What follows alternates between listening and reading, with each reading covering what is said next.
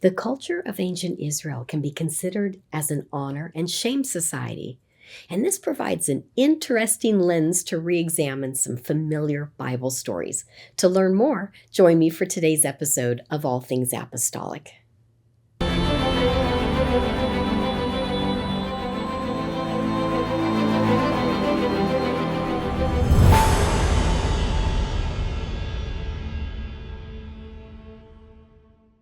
Thank you for joining me today, and please bear with me as I am on the tail end of a cold. So it has settled in my throat, and I'll do the best that I can to get through this episode today, but that's why we're delayed a day.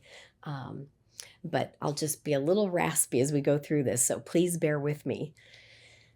The social world of the ancient Israelites was quite a bit different than our world today.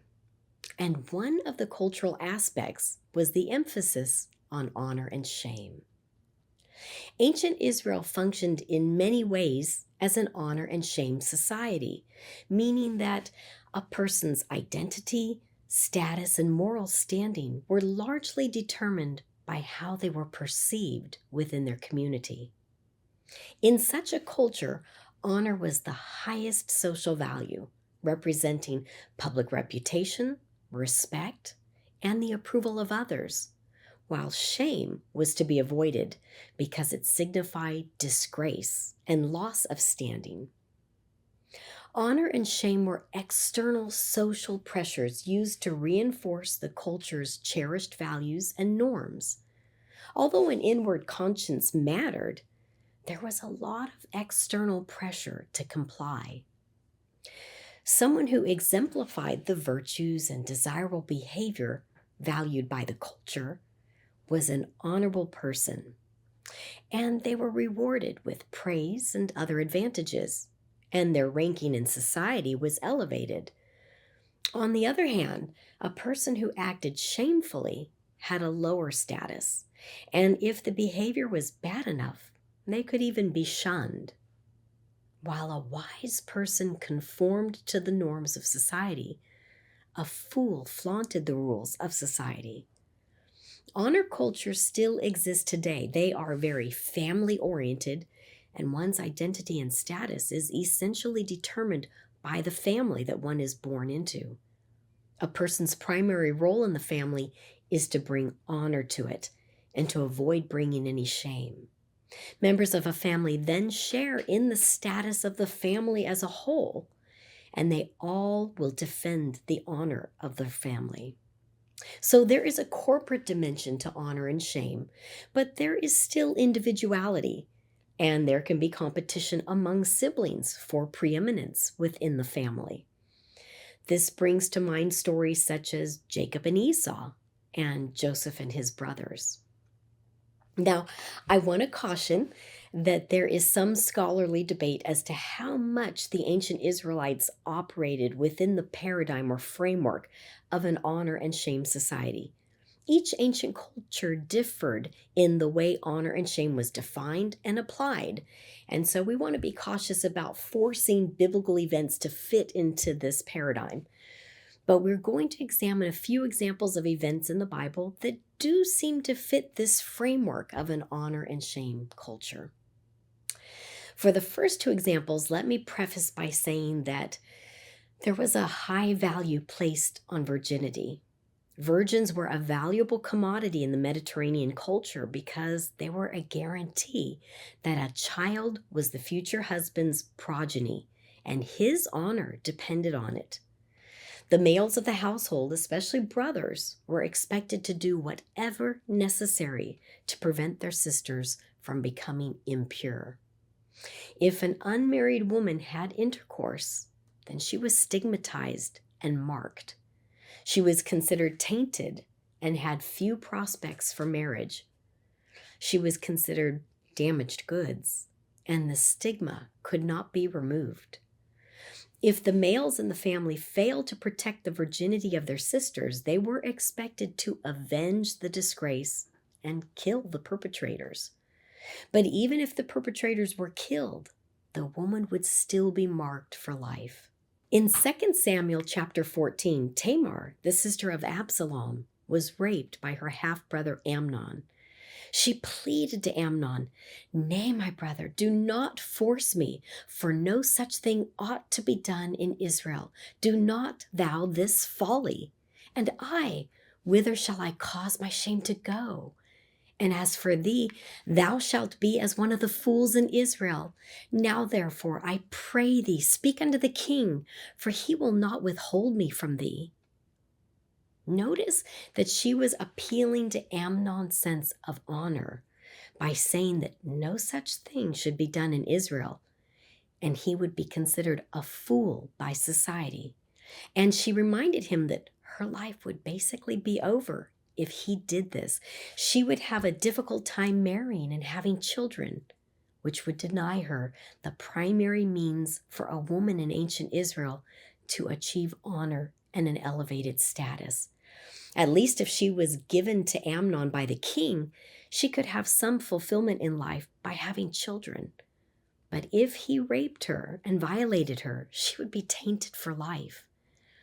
After Amnon raped Tamar, it was Absalom's honor that was challenged because Amnon had violated his sister. Honor necessitated that when one's own honor had been challenged or impugned, some sort of retaliatory measure had to be performed, or the one challenged became shamed and dishonored. So Absalom was technically in a state of dishonor or shame until he could reciprocate against Amnon and attain his honor again. And a male shamed must respond to a greater degree and force than the one who impugned his honor, or else become shameful forever. From our perspective, Absalom's plan that he premeditated for 2 years seems extreme and even brutal. But from the perspective of an honor culture, it was kind of predictable. Also, consider the story of Dinah in Genesis 34. She was raped by Shechem. Now, it's interesting that because marriages were arranged, sometimes a young couple who wanted to be together would engage in consensual intercourse prior to marriage in order to force a marriage. But that doesn't seem to be the case here. Otherwise, there would have been some kind of indication that Dinah contributed to bringing shame on her family. But it was Shechem who showed disrespect for the family by violating Dinah, and her family was undeniably shamed by the incident. The response to shaming was usually either verbal or violent, and in the case of costing the virginity of a female family member, it was usually a violent response. Now, interestingly, the Bible says that Shechem was more honorable than all the house of his father. He wanted to make things right by marrying Dinah, but her brothers Simeon and Levi decided to avenge their sister because of her loss and the family's loss of honor. This was a natural response, but their revenge went too far. It was deceitful for them to play along and act like they would give their sister in marriage, even going so far as to use the covenantal sign of circumcision as a means to weaken the men of the city. Then they ambushed the men, looted the city, and carried off women and children. Their devastatingly violent response was not in proper proportion to what had been done to their sister. So they, in turn, brought shame onto their family. But they felt no remorse when Jacob rebuked them by saying that they had stirred up trouble and caused the family to be repugnant among the Canaanites, basically a loss of honor. The brothers unapologetically replied, "Should he have treated our sister like a prostitute?" So even though some type of response was expected to restore the family's honor, Simeon and Levi engaged in deceit and greed that was out of proportion, and Jacob rebuked them for showing no evidence of shame or remorse. Another interesting aspect of honor cultures was that there was a perspective of limited goods. In other words, the world was considered interconnected, and there was a limited amount of wealth, honor, or power. So someone's gain was viewed as being at someone else's expense. Now, in today's world, we call this a zero-sum game. It's a view that there's really only one pie, a certain size, and a certain number of slices. So if someone is accumulating more, then it is at someone else's expense. And this helps to explain why Laban and his sons were so mad at Jacob as his flocks and herds increased. They felt like Jacob was stealing from them. But in our society today, we don't have a zero-sum game view of economics because wealth can actually be created. Now, it was okay to be wealthy in the ancient world. Think about Abraham, Isaac, and Jacob. They were blessed. They were prosperous. Even David and Solomon would have had a lavish lifestyle as kings.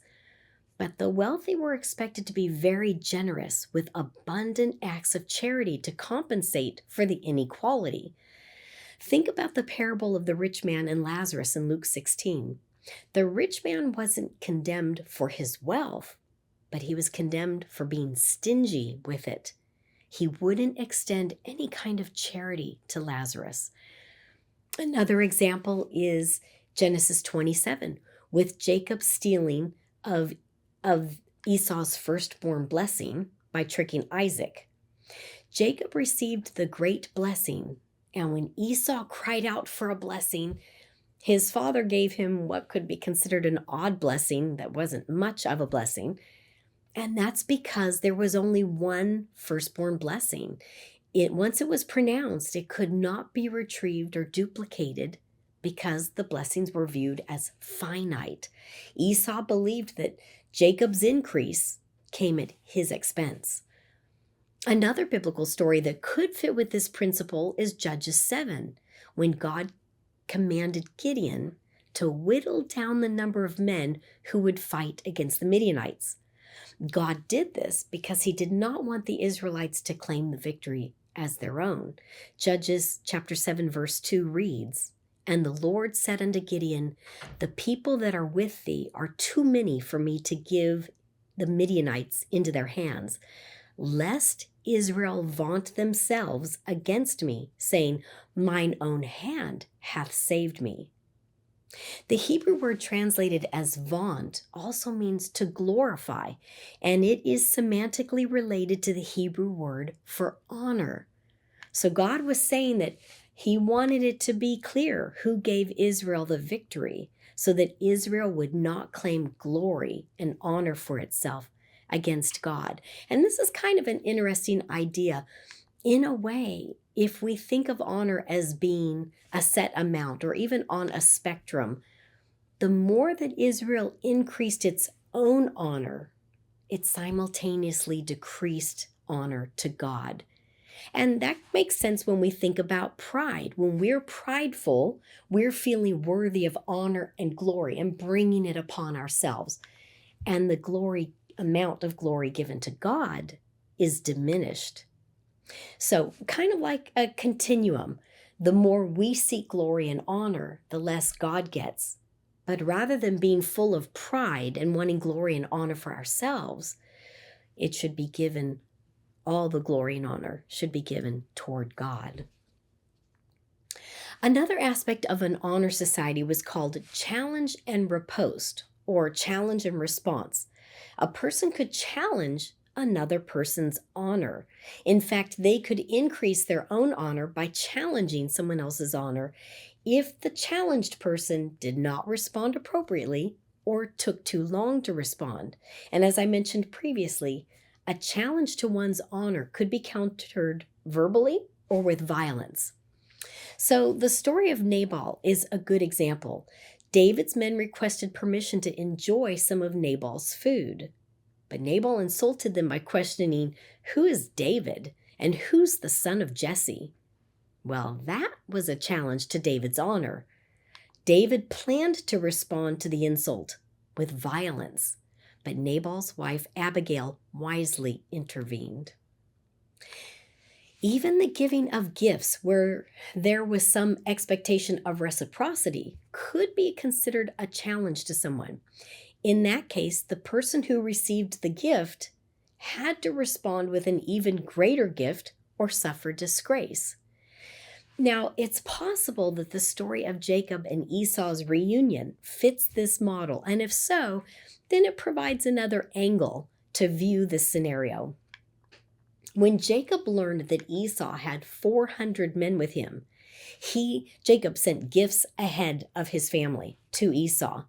Now, we usually think of this as his way of trying to appease his brother in case his brother was still intent on killing him over the birthright and the blessing.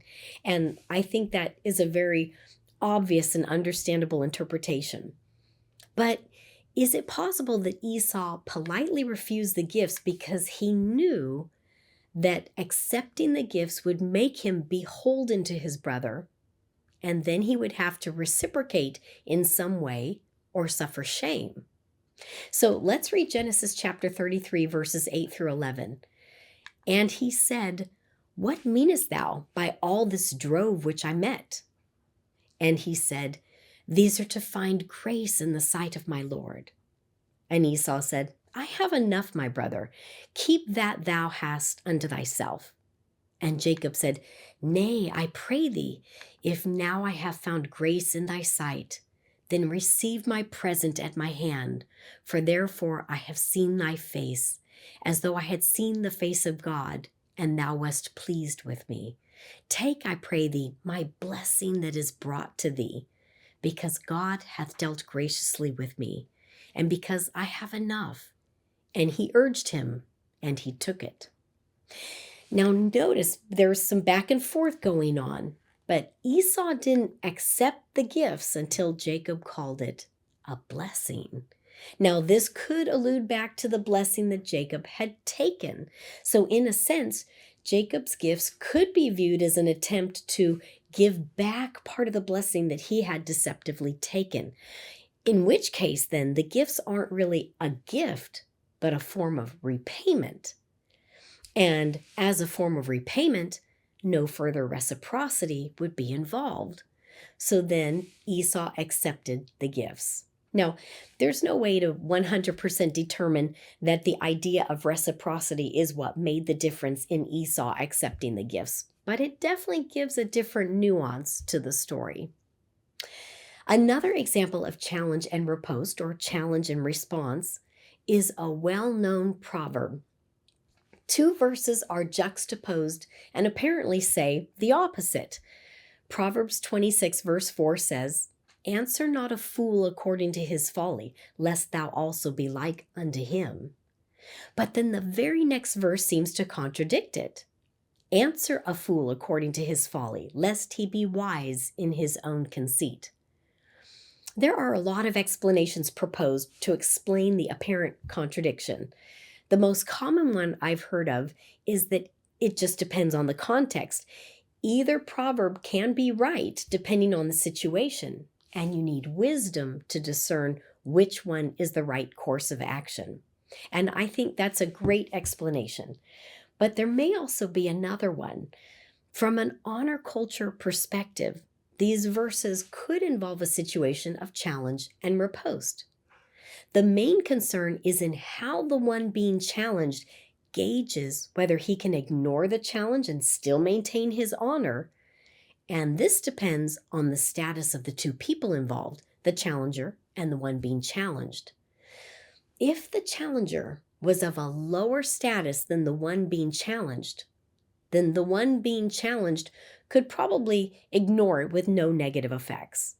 Also, if the challenger was of a higher status than the one being challenged, then not reciprocating would be the safest route and would probably incur no loss of face, since the one being challenged was essentially under the authority of the challenger and could do nothing about it.